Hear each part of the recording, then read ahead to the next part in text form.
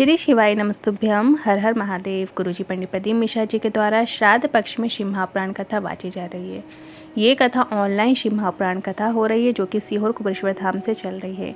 18 सितंबर आज कथा का दूसरा दिन था। आज की कथा में गुरुजी ने जो जानकारियाँ दी हैं, पत्र पढ़े हैं, सभी जानकारी आपको आज के इस वीडियो में प्राप्त होने वाली है। किसी कारणवश यदि आपने आज की कथा नहीं सुन पाए हैं तो पूरी कथा का रसतत्व आपको एक छोटे से वीडियो से प्राप्त होने वाला है।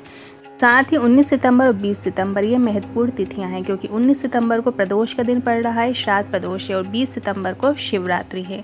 तो इसमें क्या करें ये भी जानकारी आपको मिलने वाली है। तो बढ़ते हैं आज की कथा की पहली जानकारी की ओर। गुरुजी ने कहा, बोलने से ज़्यादा कठिन है सुनना, सुनने से ज़्यादा कठिन है सहना। आज सभी दूसरे को ज्ञान देने में लगे रहते हैं। कहना सरल है पर उन्हीं लोगों को कोई सुनाए समझाए तो उन्हें सुनना पसंद नहीं आता। सुनने से ज़्यादा कठिन है सहना, और उससे भी कठिन है अपनी पुरानी सभी बातों को भूलकर प्रेम से रहना। जो हुआ हो गया, उसे बार बार याद करके अपने जीवन को और दूसरे के जीवन को कष्ट क्यों लाना। पुरानी बातों को भूलकर प्रेम से जीना सीखिए। आज की कथा की दूसरी जानकारी की ओर। नवीन कुमार सोनी जी पत्र लेकर आए। लिखते हैं, संतान सुख नहीं था, सब कुछ ट्राई किया पर कोई लाभ नहीं मिला। कई बार पशुपतिनाथ व्रत करने की सोचा पर कर नहीं पाए। इसके बाद पशुपतिनाथ व्रत किया, फिर सफ़ेद आकड़ी की जड़ का प्रयोग भी किया और बाबा की कृपा से जुड़वा पुत्र रत्न की प्राप्ति हुई है। उसी का आभार व्यक्त करने आए हैं। बढ़ते हैं आज की कथा की तीसरी जानकारी की ओर। गरिमा जी पत्र लेकर आई। लिखती हैं, शादी के कई साल निकल गए थे, संतान सुख नहीं था। 11 बार पशुपतिनाथ व्रत भी किया पर कोई लाभ नहीं हुआ। पर मैंने बाबा का द्वार नहीं छोड़ा। मैंने घर वालों से सीहोर कुबेरेश्वर धाम जाने को कहा। कुबेर भंडारी से विनती करके आ गई और बाबा ने सुन ली। कई वर्षों के बाद संतान सुख हुआ है, उसी का आभार व्यक्त करने आए हैं। बढ़ते हैं आज की कथा की चौथी जानकारी की ओर। बिमला जी पत्र लेकर आई। लिखती हैं, मेरा भतीजा 3 साल से नौकरी की तैयारी कर रहा था पर उसका चयन नहीं हो पा रहा था। वो हार गया था। हमने उसे 4 गुना अधिक मेहनत करने को कहा और एग्ज़ाम के पहले बेलपत्र को शहद लगाकर उसे शिवलिंग पर चिपकाने को कहा। उसने ऐसा ही किया और लखनऊ एयरपोर्ट में सैनिक के पद पे वो चयनित हो गया है। बढ़ते हैं आज की कथा की 5वीं जानकारी की ओर। मोनिका जी पत्र लेकर आई। लिखती हैं, 2022 से आपकी कथा सुन रही थी। उसके पहले मेरे पास कुछ भी नहीं था, ना घर था, ना ज़मीन थी, ना नौकरी था, ना व्यवसाय था। पर सीहोर कुबेरेश्वर धाम आई, वहाँ के कंकर शंकर का पूजन करके रुद्राक्ष लेकर चली गई और बाबा का आभार व्यक्त करना चाहती हूँ। बाबा ने मुझे मकान भी दिया है, गाड़ी भी दी है, दुकान भी दी है, सब दिलवा दी और मैं हर 3 महीने में आती हूँ, उसी का आभार व्यक्त करने आई हूँ। बढ़ते हैं आज की कथा की 6वीं जानकारी की ओर। 19 सितंबर श्राद्ध पक्ष के प्रदोष के विशेष उपाय की जानकारी देते हुए गुरुजी ने कहा, पितृपक्ष के प्रदोष के दिन 1 कलश जल, 1 बेलपत्र, 1 चावल का दाना आप शिवलिंग पर अर्पित कर रहे हैं और शाम के समय यदि आप प्रदोष काल में 1 दीपक बेलपत्र या तुलसा या शिव मंदिर या पीपल, वट या आंवले के वृक्ष के नीचे प्रज्वलित कर रहे हैं तो आपको अपने पितृ के लिए कुछ भी करने की आवश्यकता नहीं। आपके पितृ तृप्त हो जाते हैं और आपको आशीर्वाद प्रदान करते हैं। एक बार और ध्यान से सुनिएगा। पितृपक्ष प्रदोष के दिन मतलब कल 19 सितंबर के दिन आपको ये उपाय करना है। सुबह आपको 1 कलश जल, 1 बेलपत्र और 1 चावल का दाना लेकर शिवालय जाना है। वहाँ पे सबसे पहले आपको बेलपत्र और चावल का दाना शिवलिंग के ऊपर श्री शिवाय नमस्तुभ्यम या नमः शिवाय या ओम नमः शिवाय कहते हुए अर्पित कीजिएगा। फिर जो 1 कलश जल है वो आपको अर्पित कर देना है और इसके बाद जब प्रदोष काल का समय आए, मतलब जब सूरज ढल रहा होता है, थोड़ी थोड़ी रोशनी होती है, थोड़ा अंधेरा होता है, सूर्य अस्त होने के 45 मिनट पहले का समय और 45 मिनट बाद तक का समय प्रदोष काल कहलाता है। तो इसी बीच में आपको 1 दिया आपको शिवालय में जाकर लगा देना है या किसी बेलपत्र के वृक्ष के नीचे जाकर लगा सकते हैं या फिर आप तुलसी जी के नीचे क्यारे में लगा सकते हैं या शिव मंदिर, पीपल या वट वृक्ष या आंवले का वृक्ष, इनमें से किसी भी एक जगह पे आपको प्रज्वलित करना होता है। तो पितृ उससे तृप्त हो जाते हैं और आपको आशीर्वाद प्रदान करते हैं। जो आपकी परेशानी चल रही होती, समस्याएं चल रही होती हैं, वो दूर होना प्रारंभ हो जाती हैं। अब बढ़ते हैं अगली 7वीं जानकारी की ओर। इस श्राद्ध शिवरात्रि में आपको एक सरल और आसान उपाय करना है।